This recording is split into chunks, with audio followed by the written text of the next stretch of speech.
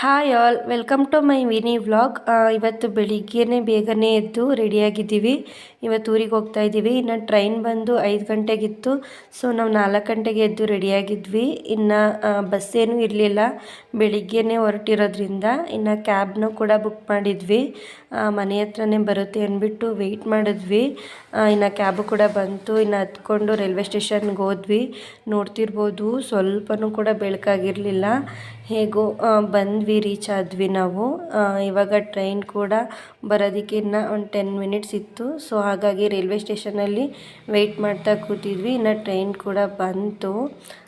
ನಾವು ಮೈಸೂರಿಗೇ ಬೆಂಗಳೂರಿಂದ ಹೋಗ್ತಿರೋದ್ರಿಂದ ಟ್ರೈನ್ ಬೇಗನೆ 1.5 ಅವರ್ಸಿಗೆಲ್ಲ ನಾವು ಮೈಸೂರು ರೀಚ್ ಆಗಿಬಿಡ್ತೀವಿ. ಮಾರ್ನಿಂಗ್ ಆಗಿರೋದ್ರಿಂದ ಇನ್ನು ಚಳಿಗಾಲ ಸ್ಟಾರ್ಟ್ ಆಗಿತ್ತಲ್ವ, ತುಂಬಾ ಚಳಿ ಕೂಡ ಇತ್ತು.